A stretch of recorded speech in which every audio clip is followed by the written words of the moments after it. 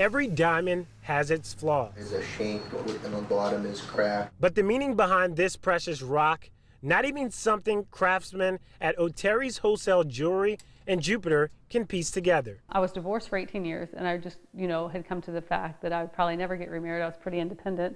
And once I met Al, and that all changed, it symbolizes, just a union of our whole family. But nearly 2 weeks ago, after a Saturday morning boxing class, Karen Gilmore of Tequesta realized a part of her was missing. When I went to grab my rings out of my wallet at that point, that only one was there.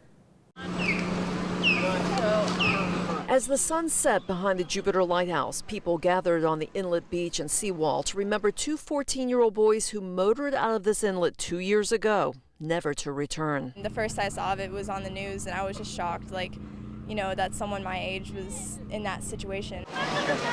The 2-week-long search gripped the state and the nations. Austin Stephanos and Perry Cohen were never found. The ongoing search for them, it was just like a suspenseful thing, is it gonna happen? I was hopeful that it was gonna happen, and we were praying, but unfortunately it didn't happen.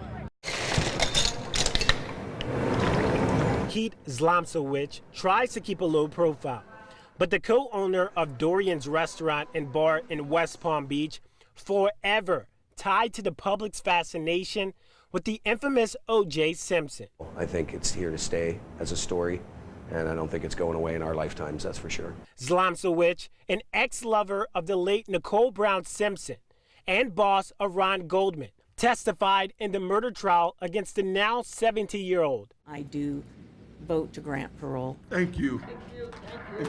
He tuned into the former NFL star's parole hearing because of his personal interest in the outcome. I sort of knew inside that he was going to get paroled based on the fact that several years ago they released him on 5 other charges.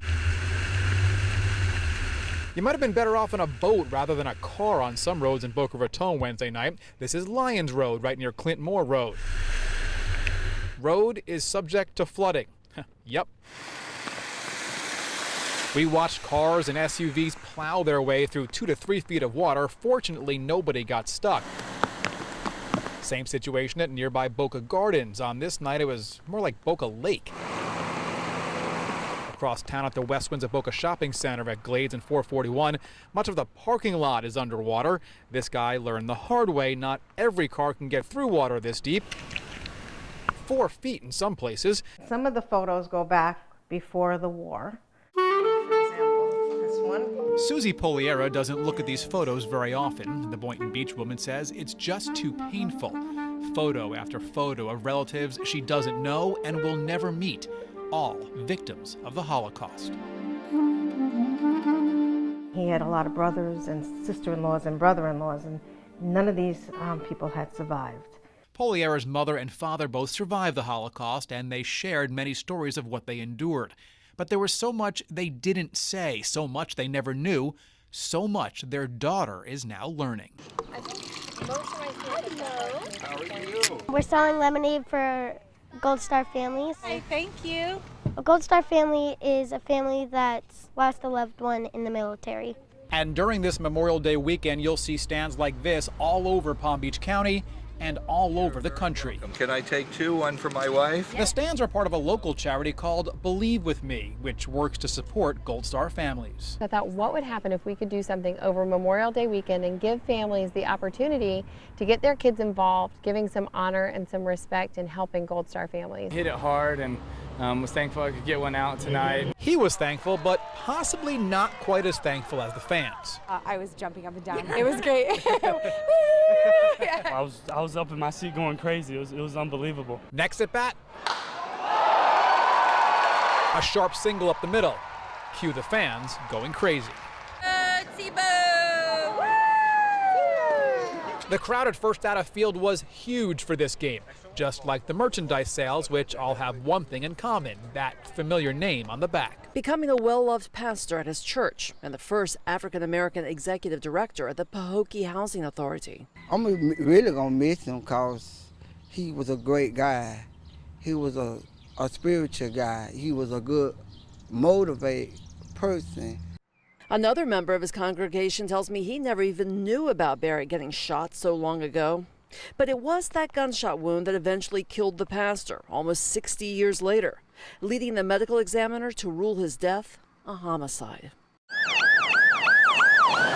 Dozens of deputies sped to the scene. 3 people shot in front of a government building in Belglade. Nobody knew exactly what had happened or who had pulled the trigger. Deputies locked down the building. All people inside the Department of Health, the Sheriff's Office, and the Department of Corrections told to stay put. They told us that there was a shooting outside of the building, that the building was on lock, and that we couldn't leave. Heavily armed deputies in SWAT gear surrounded the building, looking for the shooter. His name was Brandon Newman, only 19 years old, and the latest victim in what police say is an ongoing battle between 2 families in Delray Beach. Tuesday, just before 5 p.m., Newman and 2 other men were shot along Northwest 6th Avenue. Newman was killed. The other 2 are still in the hospital. Police say this is yet another violent chapter in the fight between the Johnson and the James families, a fight that's gone on for nearly a decade. We don't know how it started, by around 2009, 2010. Some say it was a bar fight, some say it was over a girl, whatever it might be. Since then, there have been dozens of shootings, each one a retaliation for the one before.